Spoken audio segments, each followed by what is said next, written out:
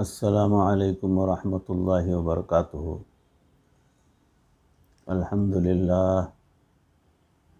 للہ وکفی وسلام علی عبادہ الذین اصطفی والتقی والعفاف والغنی، اما بعد فقد قال اللہ تبارک وتعالی فی القرآن المجید والفرقان الحمید، فاعوذ باللہ من الشیطان الرجیم، بسم اللہ الرحمن الرحیم۔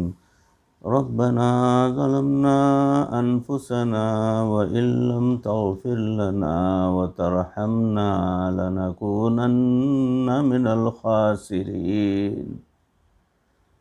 وقال اللہ تبارک وتعالی فی مقام آخر، لا الہ الا انت سبحانک انی کنت من الظالمین۔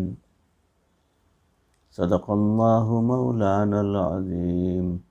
اللہم صل علی سیدنا و مولانا محمد وبارک وسلم کما تحب وترضى عدد ما تحب وترضى۔ محترم و مکرم حاضرین، ناظرین، سامعین، بھائیوں، بزرگوں، دوستوں، معزز خواتین، ہماری ماں بہنوں، تصوف کے عنوان سے جو سلسلہ چل رہا ہے اس میں موضوع چل رہا ہے قرب قیامت کی نشانیاں۔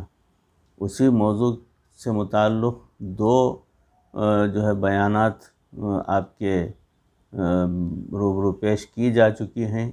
یہ تیسرا بیان ہے جو قرب قیامت سے متعلق، تو اس میں اکابرین نے اور بزرگوں نے اور صحابہ نے، امہات المومنین نے، سرکار دو عالم صلی اللہ علیہ وسلم نے جو پیشین گوئیاں کی ہیں وہ باتیں ہمارے سامنے آ چکی ہیں۔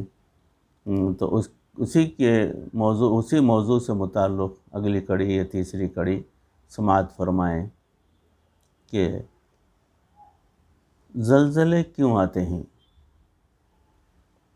یہ سوال ہے۔ تو ذہن میں ایک سوال پیدا ہوتا ہے کہ زلزلہ آئے تو ہم کو کیا کرنا چاہیے؟ علامہ ابن قیم رحمۃ اللہ علیہ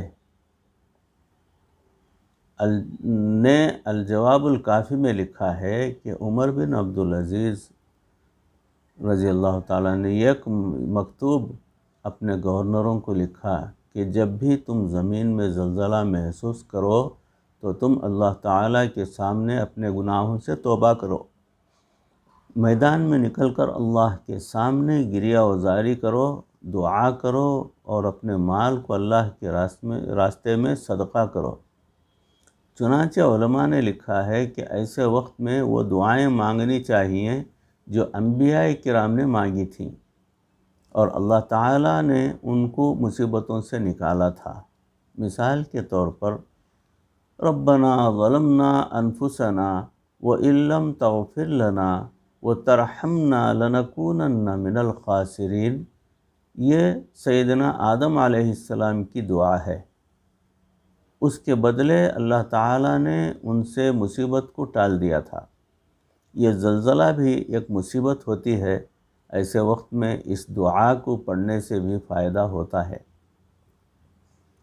جب حضرت یونس علیہ السلام مچھلی کے پیٹ میں چلے گئے تھے تو انہوں نے وہاں پر اللہ رب العزت کے سامنے ان الفاظ کے ساتھ آہوزاری کی تھی۔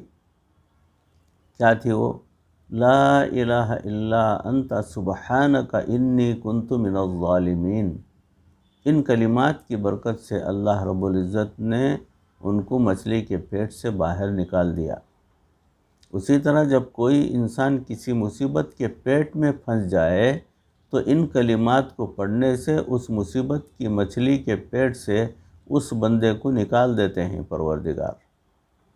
در مختار میں لکھا ہے کہ اگر زلزلہ آئے تو لوگوں کو چاہیے کہ وہ اپنے گھروں میں الگ الگ نماز پڑھیں۔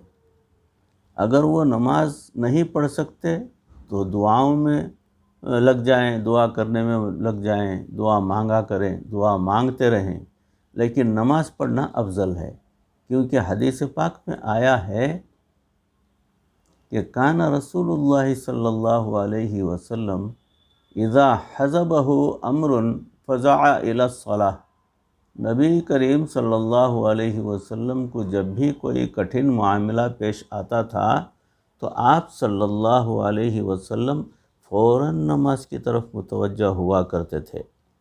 بعض لوگ جہالت کی وجہ سے زلزلے کے وقت اذانیں دینا شروع کر دیتے ہیں، یہ سراسر غلط ہے، ایسا نہیں کرنا چاہیے۔ ایک اور سوال بھی ذہن میں پیدا ہوتا ہے، جب زلزلہ آتا ہے تو اکثر لوگوں کو دیکھا جاتا ہے کہ وہ کمروں سے نکل کر باہر کھلی فضا میں آ جاتے ہیں۔ ایسے میں لوگوں کو یہ پتہ نہیں ہوتا کہ کیا کرنا چاہیے۔ بعض لوگ اس کو اچھا سمجھتے ہیں اور بعض لوگ اسے توکل کے خلاف سمجھتے ہیں۔ اس سلسلے میں شریعت کا حکم کیا ہے، اس کو معلوم کرنا چاہیے۔ تو در مختار کتاب الفرائض میں ہے کہ اگر کوئی بندہ ایسی جگہ پر تھا کہ اخذتہ زلزلۃ فی بیتہ ففر الی الفضاء لا بکرہ بل یستحب لفرار النبی صلی اللہ علیہ وسلم من الحائط المائل، اگر زلزلہ آیا اور آدمی گھر میں تھا اور وہ نکل کر کھلی فضا میں آ گیا تو اس میں کوئی کراہت نہیں بلکہ مستحب ہے، کیونکہ نبی صلی اللہ علیہ وسلم ایک مرتبہ جھکی ہوئی دیوار کے پاس سے گزرنے لگے تو آپ تیزی سے اس کے نیچے سے الگ ہو گئے۔ جس طرح گرتی ہوئی دیوار کے نیچے سے اللہ کے محبوب صلی اللہ علیہ وسلم ہٹ گئے تھے، اسی طرح زلزلے کے وقت کمرے سے نکل کر کھلی فضا میں آ جانا یہ بھی مستحب کہلائے گا۔ ایک بات اور سمجھیے، جن لوگوں پر یہ زلزلہ آیا وہ ہم سے زیادہ برے نہیں تھے اور ہم ان سے زیادہ نیک نہیں ہیں، بس یہ ایک تکوینی فیصلہ تھا کہ اللہ تعالیٰ نے زمین کے اس ٹکڑے کو جھنجھوڑ دیا اور ہمیں اللہ نے زندہ رکھا۔ عبرت حاصل کرنے کے لیے اگر توہم اس سے سبق حاصل کر لیں، اگر ہم اس سے سبق حاصل کر لیں گے تو ہمارا فائدہ ہوگا، اور اگر حاصل نہیں کریں گے تو پھر بالآخر جانا تو ہم کو بھی ہے، لہٰذا اپنی زندگیوں کو بدلنے کی نیت کر لیجئے۔ جب زلزلہ آیا تو ان دنوں وہاں جا کر لوگوں کو ملنے کا موقع ملا، انہوں نے وہاں کے عجیب و غریب احوال سنائے۔ کچھ زلزلے ایسے ہوتے ہیں کہ اگر مکان اچھے بنے ہوئے ہوں تو وہ بچ جاتے ہیں، اگر کچھ زلزلے ایسے ہوتے ہیں کہ مکانوں کا اچھا بننا اس میں کوئی معنی ہی نہیں رکھتا۔ وہ کیسے؟ عام طور پر زلزلے دائیں بائیں آتے ہیں اور مکانوں کو جھٹکے دیتے ہیں۔ ایسی صورت میں کانکریٹ یا اسٹیل کے بنے ہوئے جو اچھے مکان ہوتے ہیں وہ بچ جاتے ہیں، مگر یہ زلزلہ تو عجیب تھا، اس میں زمین اوپر نیچے ہو رہی تھی۔ زمین میں دھنسنے والا کیسے بچ نکلا؟ ایک شخص نے خود یہ بتایا کہ جب زلزلہ آتا تو زمین ایک دم ایسے بن گئی جیسے کپاس ہوتی ہے، اور میں اپنی گردن تک زمین میں دھنس گیا، اور زلزلے کا دوسرا جھٹکا آیا تو زمین نے مجھے اچھال کر باہر نکال دیا، اور اس طرح اللہ تعالیٰ نے مجھے بچا لیا۔ سبحان اللہ۔ ہم نے ایک 3 منزلہ مسجد دیکھی، اس کی آخری چھت زمین کے برابر پڑی ہوئی تھی، وہ پڑی ہوئی نظر آ رہی تھی، اور باقی پوری کی پوری مسجد زمین کے اندر گڑ گئی تھی، جیسے کیل کو کوئی شخص ہتھوڑا مار کر ایک دم زمین میں ٹھوک دیتا ہے، بالکل اسی طرح گاڑ دیا گیا تھا۔ اسی طرح پورے کے پورے مکان زمین کے اندر دھنسا دیے گئے ہیں۔ اب ایسے مکان کیا کریں؟ پوری بستی 2 پہاڑوں کے نیچے دب گئی۔ ایسا بھی ہوا ہے۔ ہمارے ایک بہت ہی قریبی تعلق رکھنے والے عالم ہیں، وہ زلزلے کے بعد اپنے والدین کی خیریت دریافت کرنے کے لیے اپنے گاؤں میں گئے۔ ان کو پورا 1 دن لگا اور انہیں اپنی گاؤں ہی کہیں نہ ملا۔ اپنا گاؤں ڈھونڈتے رہ گئے، اپنا گاؤں ہی نہیں ملا۔ وہ حیران تھے کہ میں نے یہاں زندگی گزاری ہے، میرا گاؤں کہاں گیا؟ بالآخر وہاں کے کسی بندے نے کہا کہ یہ جو 2 پہاڑ ہیں ان کو دیکھو، ان کی چوٹیاں آپ کو جانی پہچانی نظر آتی ہوں گی۔ انہوں نے کہا ہاں، اس لیے انہوں نے کہا کہ زلزلے کے وقت یہ دونوں پہاڑ آپس میں قریب ہو گئے تھے اور درمیان میں پوری کی پوری بستی ان پہاڑوں کے نیچے دب گئی تھی۔ چنانچہ اس عالم کے 325 رشتہ دار، اس عالم کے 325 رشتہ دار اس میں فوت ہو گئے۔ چند منٹ کا زلزلہ آتا ہے اور ایک بندے کے 325 رشتہ دار دنیا سے چلے جاتے ہیں۔ اللہ اکبر، کتنا بڑا سانحہ آپ سوچ سکتے ہیں۔ ہمارے ہاں جامعہ میں ایک بچی پڑھتی ہے، اس کے ماں باپ، بہن، بھائی اور ان کے گھر میں جو چھوٹے بچے تھے وہ سب کے سب اپنے گھر سمیت زمین کے اندر دھنس گئے، چلے گئے۔ اب وہ اکیلی بچی دنیا میں موجود ہے۔ یہ عبرت کی باتیں ہمیں جھنجھوڑنے کے لیے ہی ہیں، تاکہ ہم ذرا آنکھیں کھولیں کہ ہمارے ساتھ بھی کیا معاملہ پیش آ سکتا ہے۔ ہمارے ایک قریبی تعلق والے دوست ہیں، ان کی کزن کے ساتھ ایک عجیب واقعہ پیش آیا۔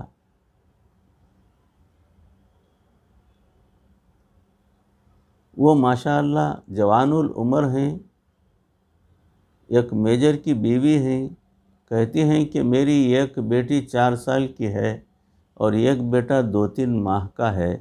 وہ اس کا میاں اور دونوں بچے ایک ہی ڈبل بیڈ کے اوپر سو رہے تھے۔ وہ کہتی ہیں کہ اچانک چھوٹا بچہ ہلا جلا اور رویا جیسے اسے فیڈ کی ضرورت ہو۔ گو مجھے بھی نیند آئی ہوئی تھی، مگر میں ماں تھی، میں اس نیند سے اٹھی کہ میں اپنے بچے کو فیڈر دوں۔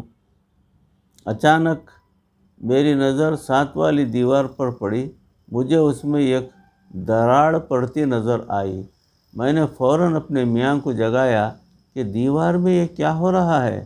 وہ اٹھا اور اس نے دیکھا تو کہنے لگا کہ دیوار میں تو دراڑ آ رہی ہے۔ پھر اس نے جلدی سے بیٹی کو اٹھایا اور میں نے چھوٹے بیٹے کو اٹھایا۔ جیسے ہی ہم اپنے کمرے سے باہر نکلے، پیچھے ہمارے کمرے کی چھت زمین پر آ گری۔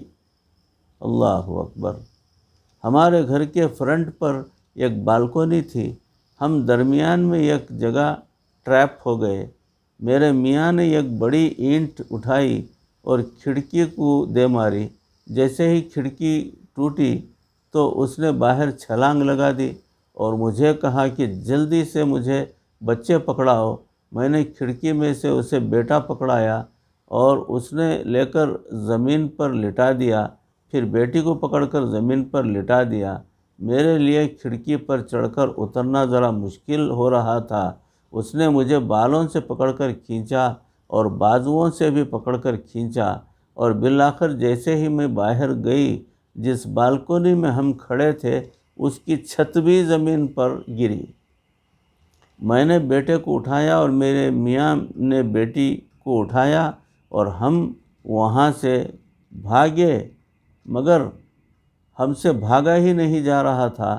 ایسے لگتا تھا کہ جیسے کسی نے 20-20 کلو کا وزن ہمارے پاؤں کے ساتھ باندھ دیا ہو۔ پاؤں اٹھانا بھی مشکل تھا۔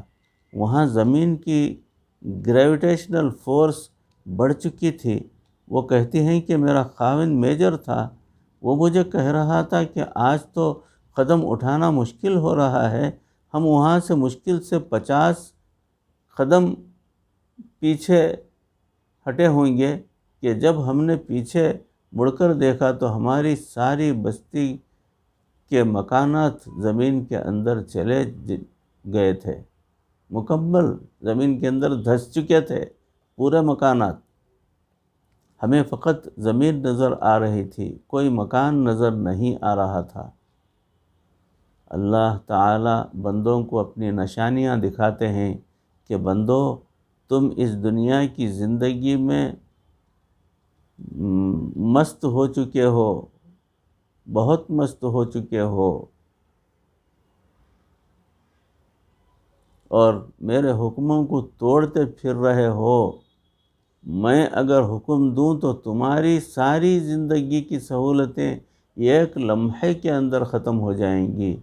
تم اپنی بے بسی اور بے کسی کا خیال رکھو، تم اس عظیم پروردگار کے حکموں کو توڑتے ہو جس کے ہاتھوں میں زمین اور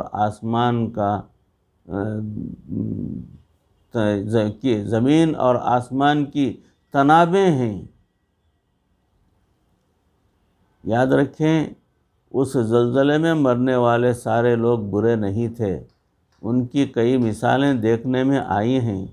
آپ حیران ہوں گے کہ 7 دنوں بعد ایک ٹاور گرا، اس کے اندر سے 18 یا 16 سال کے ایک نوجوان کو نکالا گیا اور اس نے نکلتے ہی اللہ اکبر کا نعرہ لگایا۔ لوگوں نے پوچھا کیا تمہارے اوپر کوئی خوف نہیں؟ وہ کہنے لگا کیوں؟ جب میں اللہ پر ایمان رکھتا ہوں تو زندگی اور موت کا مالک میں اسی کو سمجھتا ہوں۔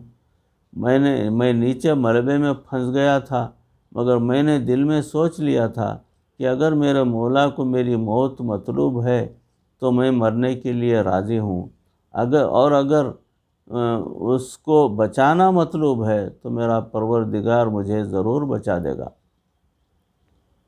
دیکھیے ایک نوجوان کا ایسا پختہ یقین تھا اور وہ بھی ملبے کے اندر پھنسا ہوا تھا۔ ایک بزرگ 10ویں دن ملبے سے نکالے گئے، ان کی عمر 85 سال تھی۔ جب ان کو نکالا گیا تو ان پر بہت کمزوری تھی اور وہ کہنے لگے ان 10-11 دنوں میں نہ میرا کوئی روزہ قضا ہوا اور نہ ہی میری نماز قضا ہوئی۔ میرے پاس گھڑی تھی، میں وقت کے حساب سے روزے کی نیت بھی کر لیتا تھا، افطاری کی نیت بھی کر لیتا تھا، اور اپنے وقت پر میں تیمم کر کے نماز بھی پڑھ لیتا تھا۔ بتانے کا مقصد یہ ہے کہ جن لوگوں کو زمین میں دھنسا دیا گیا یا ان کے مکانات زمین بوس ہو گئے، وہ ہم سے زیادہ برے نہیں تھے، بلکہ کتنے ہی ہم سے زیادہ بہتر تھے، کتنے نیک و کار لوگ تھے، کتنی پاک دامن عورتیں تھیں، مگر اللہ کا تکوینی فیصلہ آ گیا، زمین کے اس ٹکڑے کو ہلا دیا گیا۔ جہاں برے چلے گئے وہاں نیک بھی ساتھ چلے گئے۔ کیا ان حالات و واقعات کو سن کر ہم اپنے دل میں یہ نیت نہیں کر سکتے کہ ہم بھی آج اللہ تعالیٰ کی نافرمانیوں سے سچی اور پکی توبہ کرتے ہیں؟ اگر ہم اتنے بڑے بڑے واقعات کو دیکھ کر اور سن کر بھی بات کو نہیں مانیں گے تو اس کا مطلب ہے کہ ہم اپنی آخرت کو برباد کرنے پر تل گئے ہیں۔ اللہ تعالیٰ فرماتے ہیں اولا یرون انہم یفتنون فی کل عام مرۃ او مرتین ثم لا یتوبون ولا هم یذکرون۔ کیا وہ نہیں دیکھتے کہ وہ سال میں 1 یا 2 مرتبہ آزمائے جاتے ہیں اور پھر بھی وہ توبہ نہیں کرتے اور نصیحت حاصل نہیں کرتے؟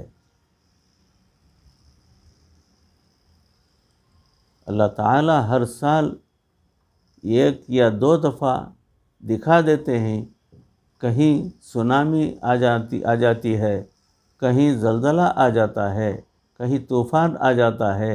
یہ سب اللہ تعالیٰ کی نشانیاں دکھا رہے ہیں کہ لوگو جاگو تم غفلت کی نیند سے اور سوئے ہوئے ہو، اور تمہارا آگے جانے کا وقت قریب آ چکا ہے۔ آج ہم اپنے دلوں میں جھانک کر دیکھیں تو دل نفرتوں اور عداوتوں سے بھرے پڑے ہیں۔ ہم کھلم کھلا اللہ کے حکموں کی بغاوت کرنے میں جھجک محسوس نہیں کرتے۔ آج کا انسان دوسرے انسان کو کھا جانے کے لیے تیار ہے۔ ایسی صورت میں اللہ تعالیٰ انسانوں کو جھنجھوڑتے ہیں۔ اور غور کیجئے، اس زلزلے میں کتنے مویشی تھے وہ بھی زمین کے اندر چلے گئے، کتنی زراعت تھی جو زمین کے اندر چلی گئی، کتنے نیک لوگ تھے وہ بھی دنیا سے رخصت ہو چکے۔ اللہ تعالیٰ عبرت کی نظر سے ان واقعات کو سننے کی توفیق عطا فرمائے، آمین۔ ہمارے مشائخ نے فرمایا، السعید من اعیذ لغیرہ والشقی من اعیذ لنفسہ۔ نیک بخت وہ ہوتا ہے جو دوسروں سے عبرت پکڑے، اور بدبخت وہ ہوتا ہے جو خود دوسروں سے عبرت بنے، دوسروں کے لیے عبرت بنے۔ ہماری نیک بختی یہ ہے کہ ہم آج کی اس محفل میں اللہ رب العزت کے سامنے اپنے تمام گناہوں کی سچی معافی مانگیں اور سچی اور پکی توبہ کریں۔ یہ دعا پڑھیں، ربنا لا تؤاخذنا ان نسینا او اخطأنا۔ اے پروردگار، ہمیں نہ پکڑ لیجئے گا، ہم بھول جائیں گے یا خطا کر بیٹھیں، ہم نے تو یقیناً خطائیں کی ہیں، گناہ کیے ہیں، اس لیے ہمیں اور زیادہ اللہ تعالیٰ کے سامنے جھکنا چاہیے۔ لہٰذا آج کی اس مجلس کو توبہ کی مجلس بنا لیجئے اور اپنی زندگی کی ترتیب کو سیدھا کرنے کی نیت کر لیجئے۔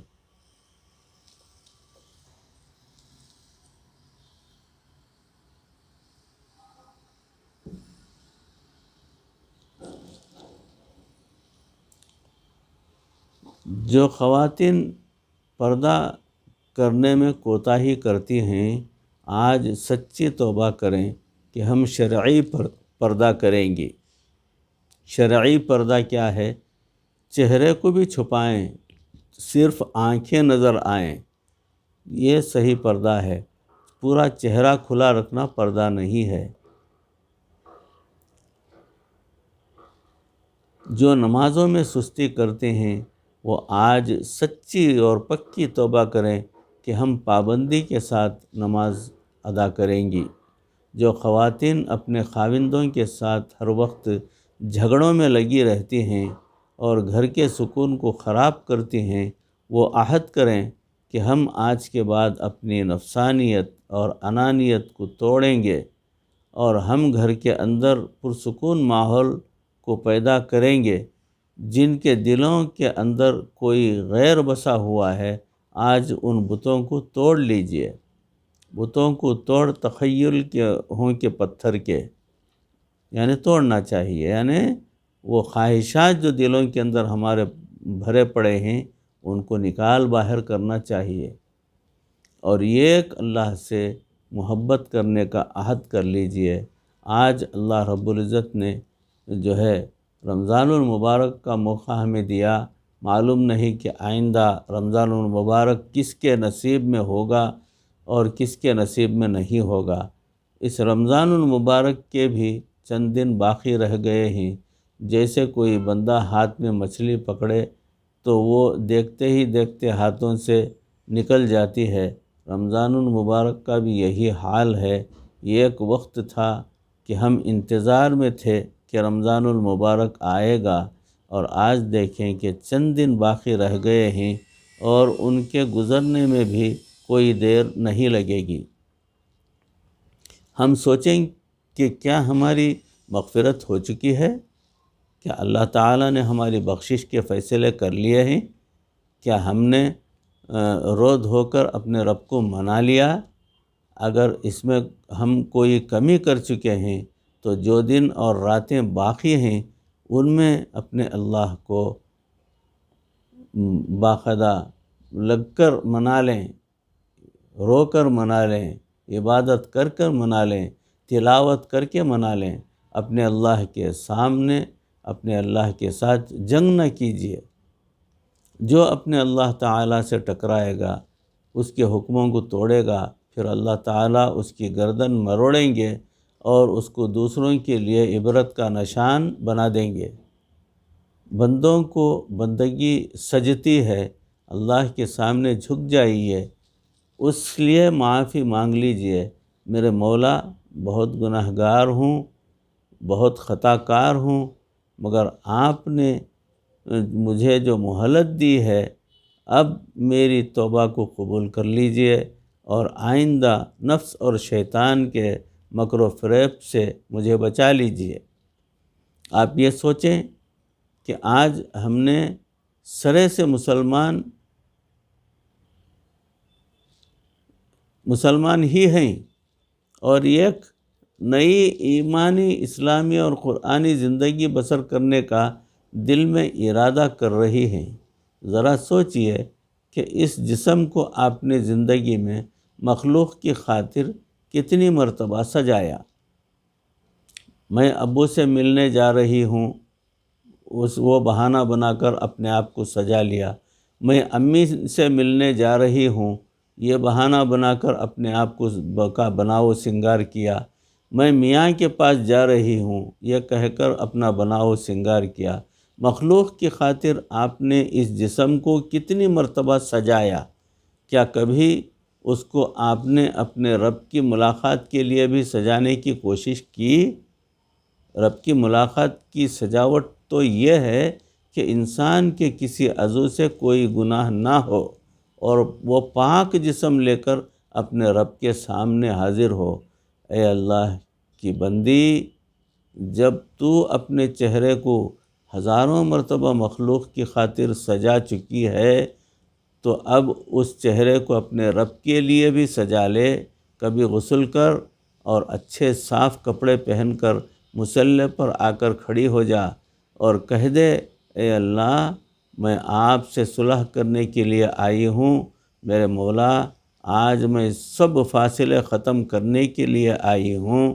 اے اللہ، میں نفس کی مکاریوں سے توبہ کر کے آج پروردگار کے سامنے سر بسجود ہونے کے لیے آئی ہوں۔ رمضان المبارک کے اس بقیہ وقت میں میں کوئی تو تسلی کی 2 رکعت پڑھ نہیں سکی۔ آج میں پروردگار کے روبرو پورے اخلاص کے ساتھ نماز پڑھنے کی کوشش کر رہی ہوں۔ پروردگار مجھے کامیابی عطا فرما۔ اے اللہ، اللہ کے سامنے کوئی ایسا سجدہ کر لیجئے کہ مولا آپ کو پسند آ جائے، مولا آپ کو پسند کر لے۔ نشان سجود تیری جبین پر ہوا تو کیا، کوئی ایسا سجدہ کر کہ زمین پر نشان باقی رہے۔ ہم خلوص کا کوئی ایسا سجدہ کر جائیں کہ ہمارے مولا کو پسند آ جائے اور اللہ تعالی ہمارے گناہوں کی مغفرت فرما دے۔ اللہ تعالی ہمیں اپنی زندگیوں کو بدل کر نیک بندہ بن کر، نیک بندی بن کر زندگی بسر کرنے کی بھرپور توفیق عطا فرمائے۔ ان کہی سنی باتوں پر اس عاجز کو بھی، آپ تمام کو بھی عمل کرنے کی پروردگار توفیق عطا فرمائے، دنیا اور آخرت بہتر فرمائے، اللہ کی رضا والی زندگی عطا فرمائے اور اللہ کی رضا والی موت ہمیں نصیب فرمائے۔ وآخر دعوانا ان الحمد للہ رب العالمین۔ السلام علیکم ورحمۃ اللہ وبرکاتہ۔